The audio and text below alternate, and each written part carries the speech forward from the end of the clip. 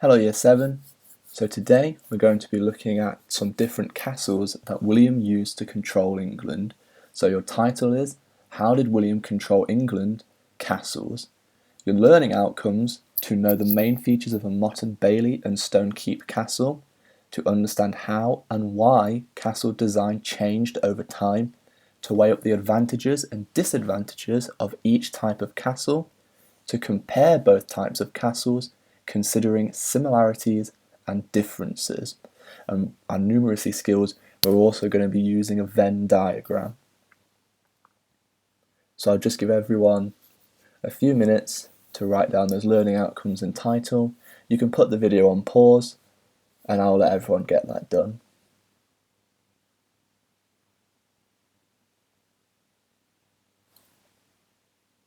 Okay, so the first thing we're going to look at is, why did the Normans build Motte and Bailey castles?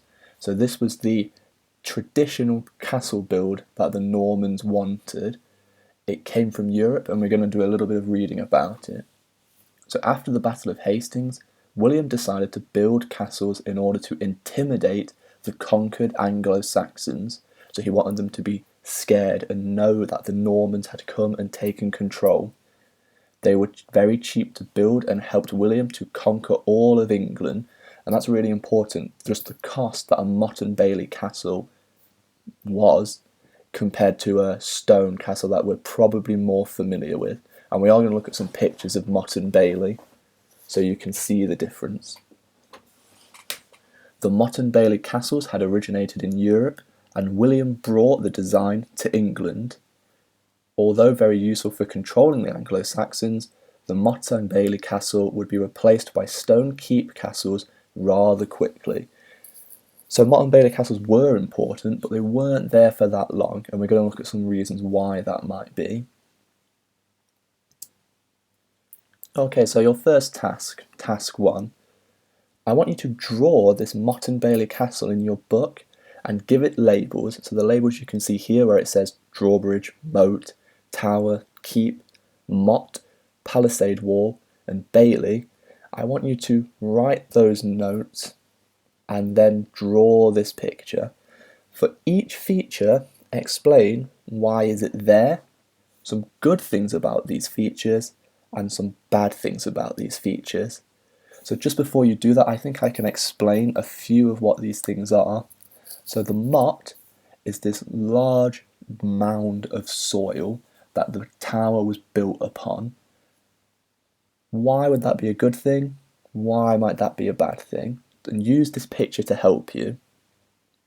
The palisade wall are these wooden walls around the bailey, which is where the people lived. It was a safe area where people would live. So why would this be good and bad, to have a wooden wall and then a safe area where people live near the castle? So have a think about that. So again, if you want to put the video on pause, and I can let you draw this and then think of some reasons why it might be good or bad.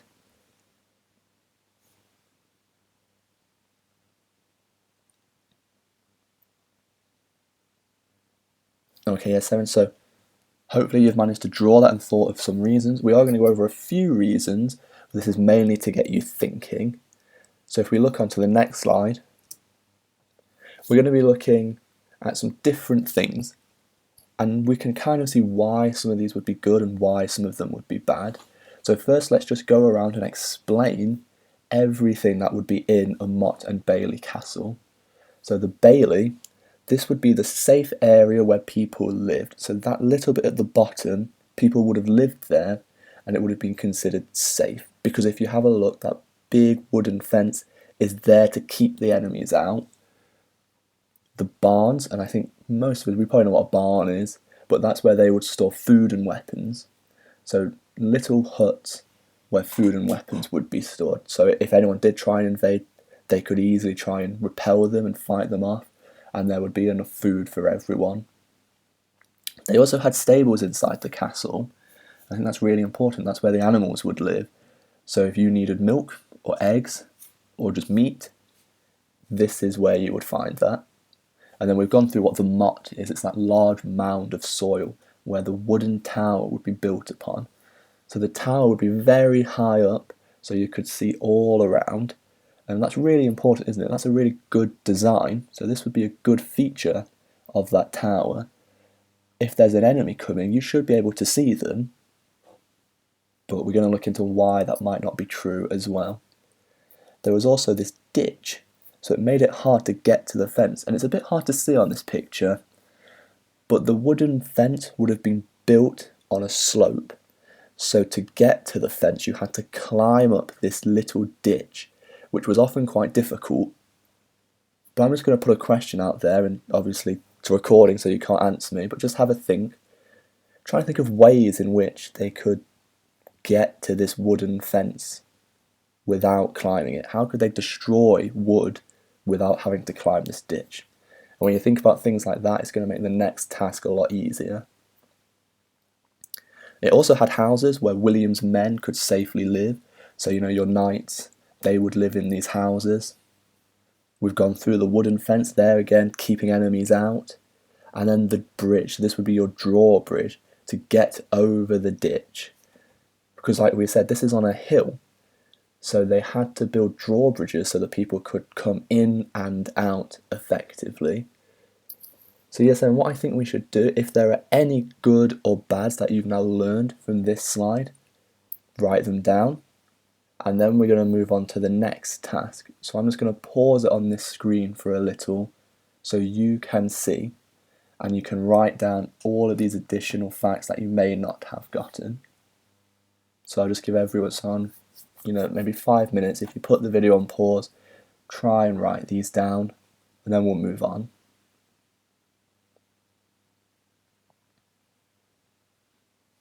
Alright, so your next task, you're going to look at the Motte and Bailey castles, think about some advantages and disadvantages of the design. So what's good about a Motte and Bailey castle, and what's bad about a Motte and Bailey castle? Now some of these you should know from your drawings and the notes that you've made, but we have to try and think about this a little bit deeper, just in terms of, well, let's have a look. It's made of wood. What's bad or good about that? And other things. So I'm going to give everyone, this task might take you a bit of time, so put the video on pause, take as long as you need, and then we're going to go through some that I've got. If you have anything different, it's probably correct. Don't think that it's wrong because I've not written it down. And I think you're probably a lot more creative than I am. So again, put this video on pause and try and think of some advantages and disadvantages of that Motte and Bailey castle. Use your drawing, really important that you kind of understand why the Normans would have used this.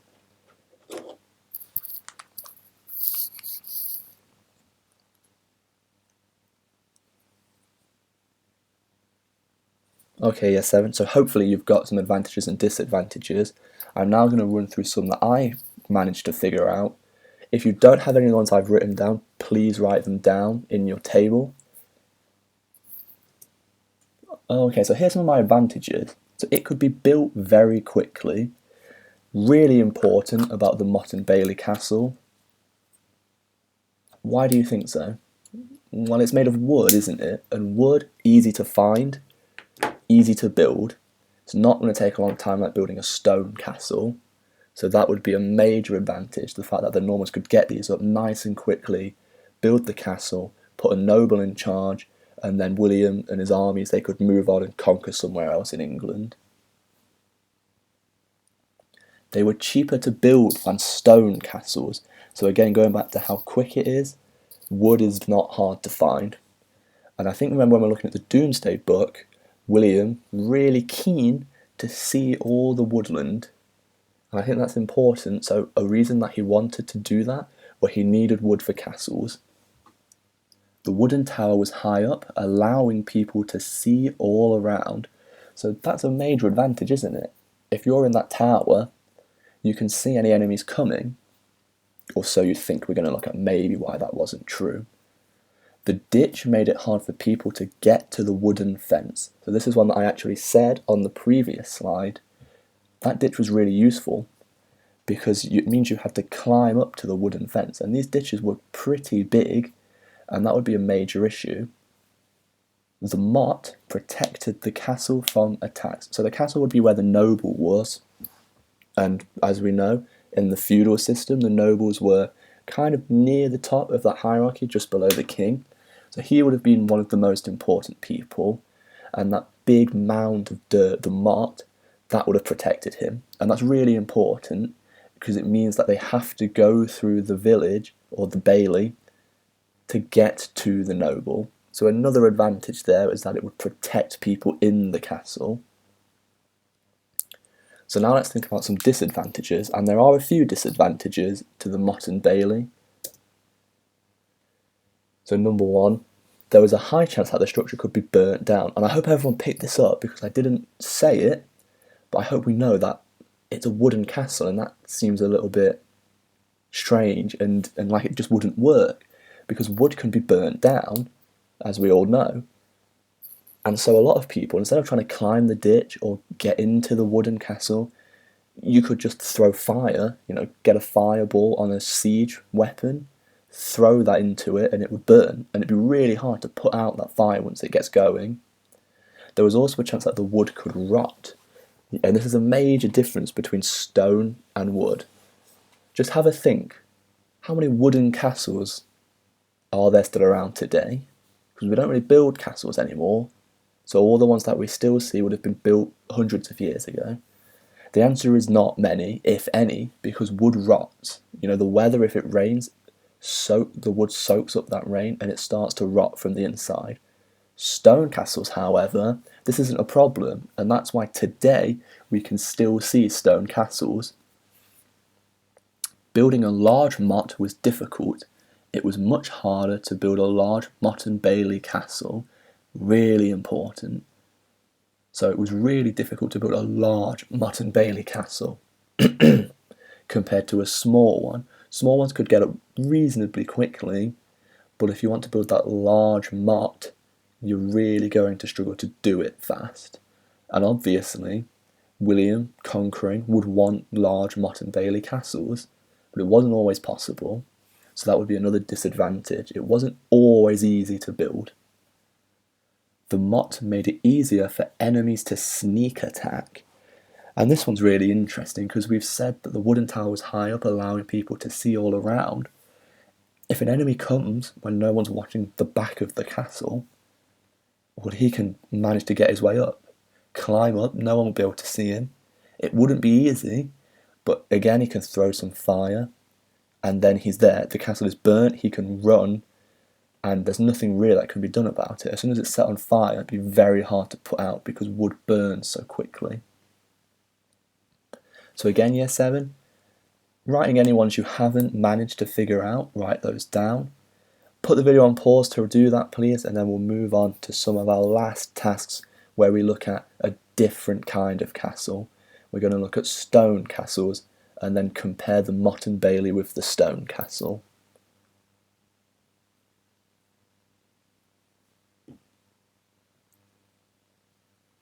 Okay, so let's move on to do that. So here is a typical stone keep. And as you can see, there is a motte on this stone keep, and I think that's really interesting. So when people started building stone castles, they didn't build them from scratch. They simply took the motte and bailey and then built around it, so you could still build some stone on top of that motte. And I think that's really interesting that they did that, because it shows that the motte and bailey was usually in a pretty good position, and the Normans were clever, and people took what the Normans did and they simply made it better. So let's have a look at some advantages of these stone castles. So they had stone walls. You can't burn down stone walls. I think that's really important. You had to find different ways to break through the stone keep. They had round towers that do not allow attackers anywhere to hide. So if you look at the towers, you can always see if anyone's trying to attack them, compared to kind of the square Motte and Bailey style tower. This was really effective, and this is one of the major reasons why this took off. It had arrow slits built into the walls for soldiers to fire from whilst protected. And I don't know if you can see that, but those little slits, you'd put your bow and arrow through it, and you can fire off arrows against enemies. The Motte Bailey didn't have this, did it? It just had the wooden fence, which it makes it quite difficult to come out and attack. So it's another military tactical advantage of the stone keep. The drawbridge, heavy wooden doors, and iron portcullis made it hard for enemies to enter. So again, the main reason stone keeps came about, they were difficult to break into. Really important that we remember that. The spiral steps built so you can go up them to the left to make it hard for right-handed soldiers to use swords while going up. This is quite difficult to explain without you seeing it, but the spiral staircases, they went up so the sword was on the side of the wall if you're right-handed. Really difficult then to kind of swing your sword. Then let's have a look at what else they did. They had these things called murder holes, and it's that picture on the left. These were holes in the castle walls used to pour hot liquid through. So if they know someone's under them, they would pour, burning oil so it sticks to the people below, and then they're going to burn to death. Again, a very important military technique this, to stop people coming in. The Barbican Gatehouse, was that middle picture, was a fortified entrance to the castle.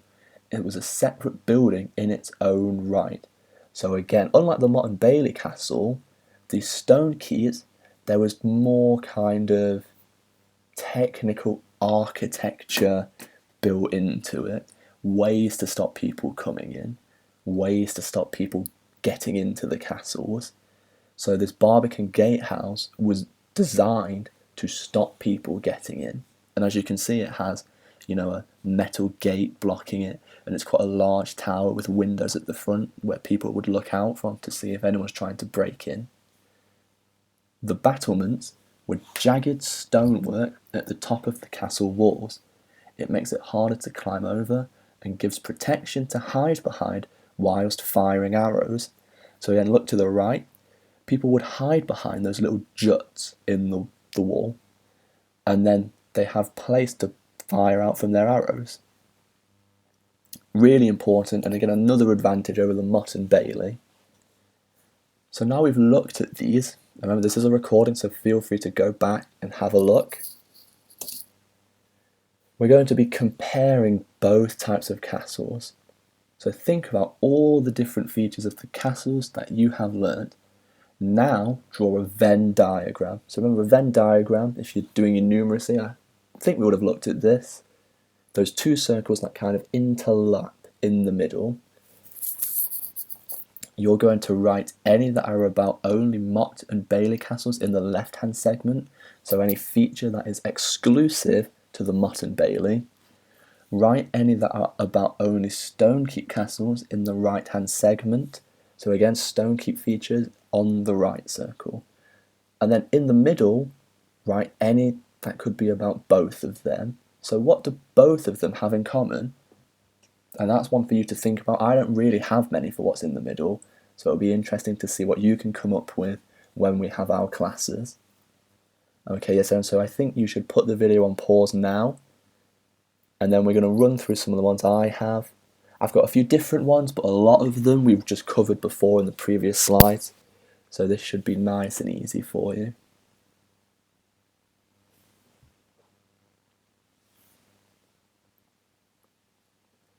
Okay, so let's have a look at some of the things I had, and let's see if you managed to get the same. So as you can see, my Motte and Bailey circle, they're made of wood, they're cheap to build, they're cheap and relatively quick to build, and I think that's important, that they're not only cheap, they're also fast to build compared to a stone keep. They're easy to sneak attack, so that would be a negative one that we can throw in there.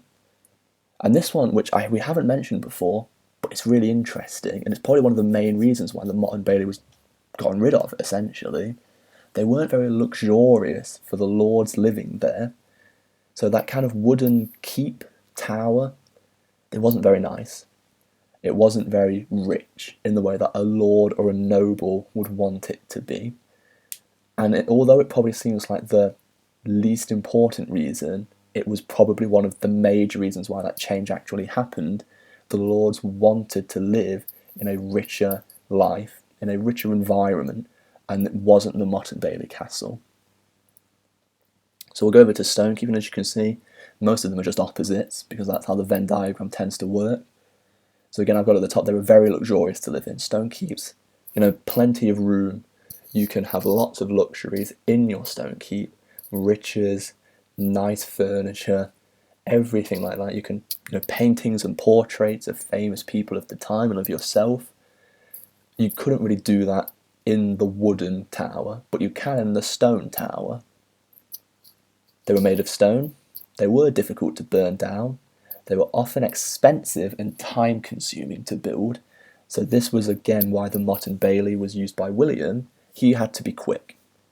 Stonekeeps would take longer, and it was obviously more important for William for things to be fast so we can move on, but that idea faded away as time went on. They were also very difficult to sneak attack. Remember those rounded towers and the arrow juts? You try and sneak attack, there's a good chance you will be spotted. And the only one I had for the middle is that they're both types of castles, and this is one that I want you guys to think about. It's not really homework, but it's just something to have a think about. Why would they be similar? What makes these two designs similar apart from the fact that they are just both castles? And again, I'll say this, Year 7, you are going to be doing an assessment on ways William controlled things in England when he took over. So also you can have a think about, how did the Motte and Bailey help William control England? So remember what I've said, intimidates Anglo-Saxons, really important, quick to build, cheap to build. He can build one really quickly and then move on and build another one when he takes over another part of England. Keep thinking about these types of ideas, link them to the Doomsday Book, link them to the feudal system, and you'll have no problems completing that assessment. Okay, Year 7, so that's everything that we're going to go through in your recording today. I hope you've learned something. I hope you've enjoyed drawing your Motte and Bailey and just having an idea about one of the major developments that William brought to England, in castle building. This didn't really exist before William, not on the scale that we know it today. So I hope you had an interesting time with this history class, and I hope you have a good week. Thank you, Year 7. That's all we have for today. I'll see you next time.